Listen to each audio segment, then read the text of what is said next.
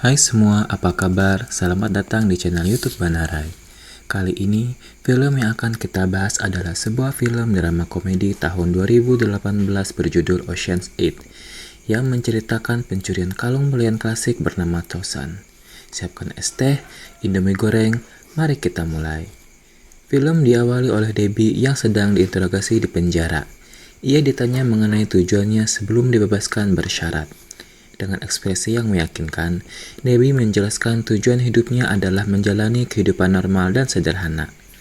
Setelah dinyatakan bebas, Debbie mengambil barang-barangnya dan pergi. Dengan pakaian mewah, ia mengunjungi sebuah toko kosmetik dan memilih beberapa barang. Kemudian Debbie pergi ke kasir dan mengatakan jika ia ingin mengembalikan semua barang itu. Namun Mbak Kasir tidak percaya dan meminta nota pembelian. Debbie memaksa jika ia belum membuka segel barang-barang tersebut. Debbie pun akhirnya menyerah dan meminta tas untuk menaruh barang belanjaan hasil tipuannya untuk dibawa pulang. Trik itu berhasil ia lakukan pada beberapa toko. Setelah puas shopping, Debbie memasuki sebuah hotel. Kebetulan saat itu ada pasutri yang sedang check out dari sana. Dengan percaya diri, Debbie menelpon resepsionis dan mengaku sebagai istri yang baru saja check out tadi. Ia bilang ingin kembali check-in di kamar yang sama karena pesawat mereka delay dan minta kamarnya dibersihkan. Kemudian Debbie menghubungi sahabatnya yang bernama Lou. Mereka bertemu setelah sekian lama berpisah. Debbie tanpa ragu menawari Lou untuk bekerja sama dalam sebuah aksi pencurian berlian bernilai 150 juta dolar milik Cartier. Lou pun setuju dan mereka menyusun rencana. Lou akhirnya membawa Debbie untuk tinggal di tempatnya. Malam harinya, Debbie mengunjungi sebuah pameran galeri seorang seniman bernama Claude Baker. Baker terkejut melihat Debbie di tengah keramaian. Rupanya, Debbie dipenjara gara-gara si Baker ini. Debbie pun akhirnya mengancam akan membalas dendam.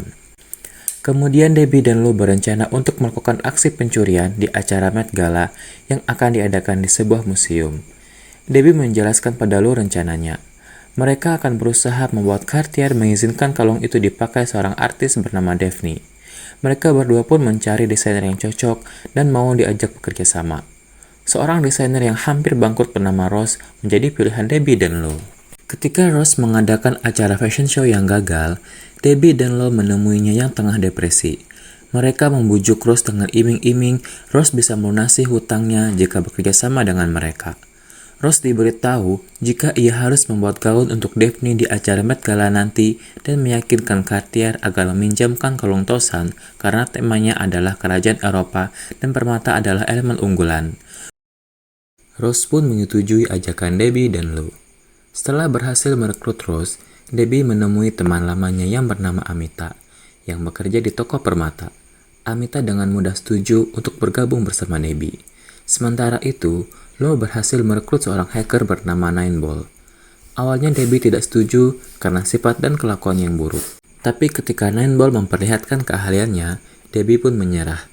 Debbie dan Lou menyuruh Ross untuk bertemu selebriti yang menjadi saingannya Daphne, sehingga Daphne merasa panas dan berusaha menghubungi Ross.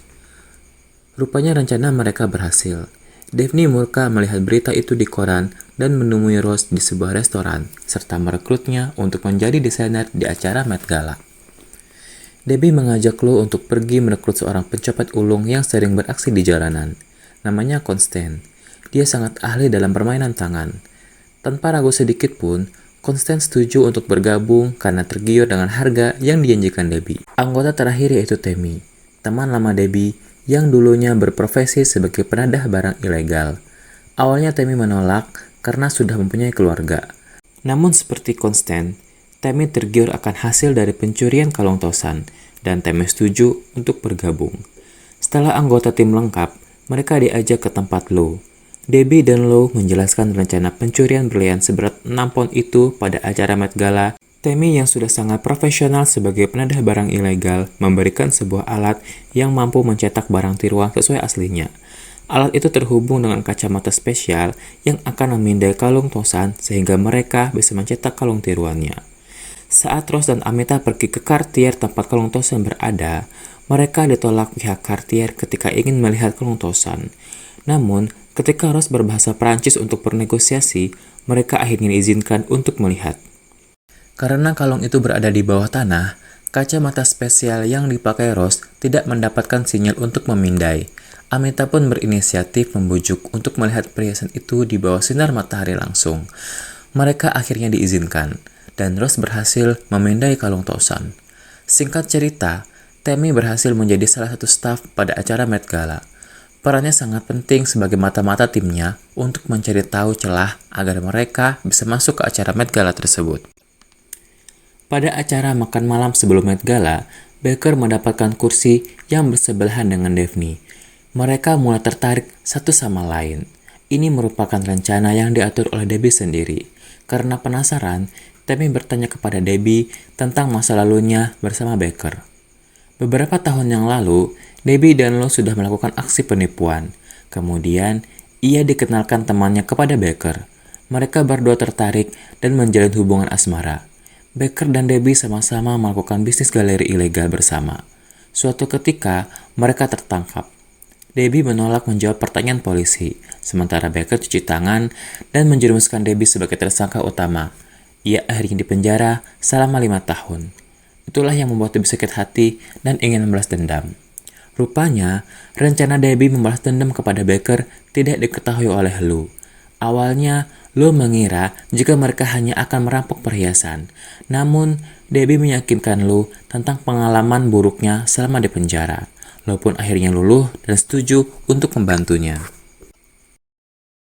Acara Met Gala pun digelar. Para pengawal membawa kalung Tosan dengan penjagaan ketat menuju hotel tempat Daphne bermalam. Ia terkejut akan keindahan kalung berlian Tosan. Rose pun memakaikannya ke leher Daphne. Namun, saat akan dilepas, ternyata kalung itu hanya bisa dilepas oleh sebuah magnet spesial yang hanya dimiliki para pengawal Tosan.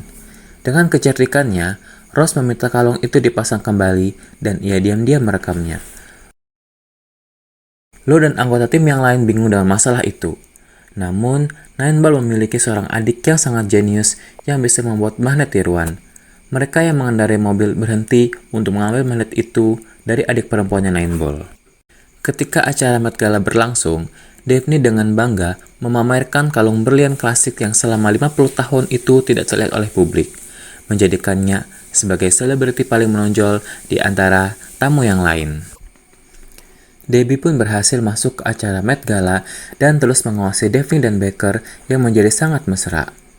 Constance yang menyamar sebagai pelayan memperhatikan kalung Tosan dari belakang. Lou menyamar sebagai koki di dapur dan menaruh sesuatu ke dalam makanan milik Daphne.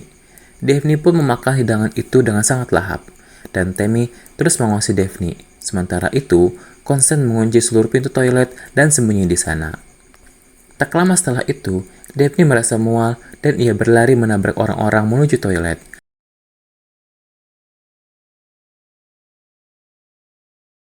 Rupanya, Debbie sudah ada di depan toilet untuk berjaga.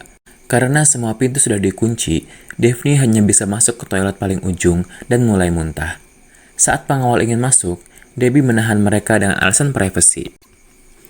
Constance yang bersembunyi di toilet menghampiri Daphne dan berpura-pura menolongnya seraya mengambil kalung Tosan menggunakan magnet buatan adik Nineball.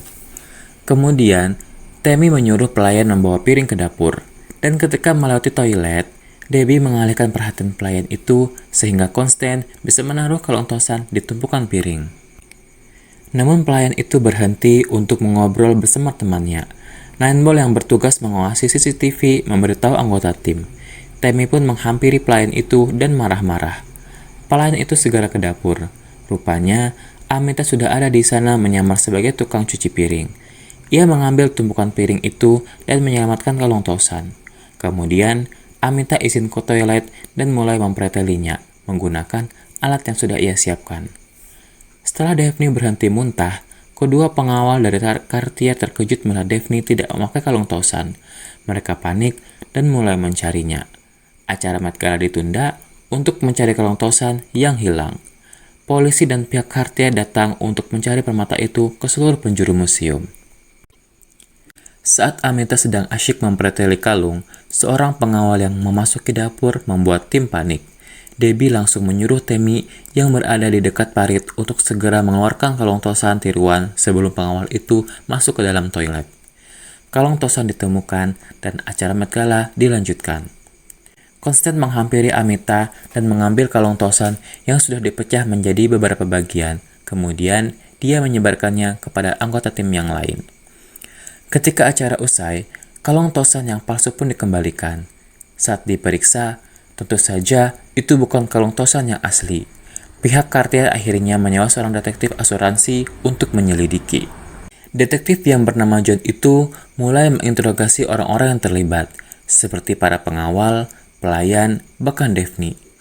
John bertanya pada Daphne apakah ia kenal dengan Debbie, namun Daphne bilang kalau ia tidak tahu.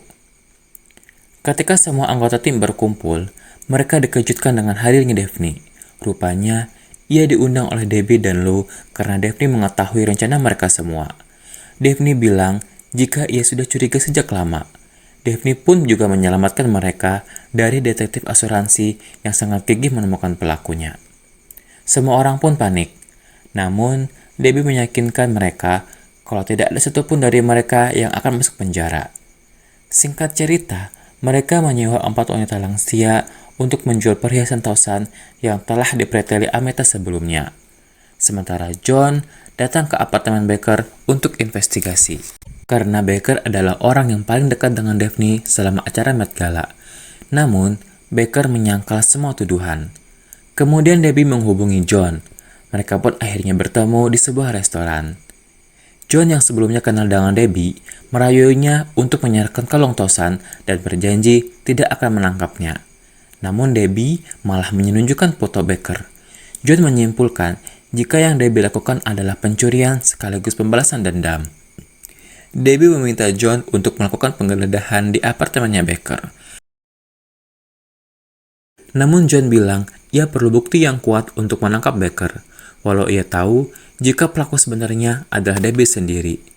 Di waktu yang sama, Daphne diberi tugas untuk merayu Baker di apartemennya, dan ia harus menemukan potongan kalung tosan yang Debbie selipkan di dalam jas Baker saat acara Met Gala kemarin. Daphne menaruh permata itu di atas dasi dan memotretnya. Kemudian, Daphne mengirim fotonya kepada Debbie, dan foto itu Debbie kirim ke detektif John sebagai bukti. Keesokan paginya, setelah capek wik-wik semalaman dan bangun kesiangan, Baker terkejut mendapati polisi yang sudah berada di depan apartemennya.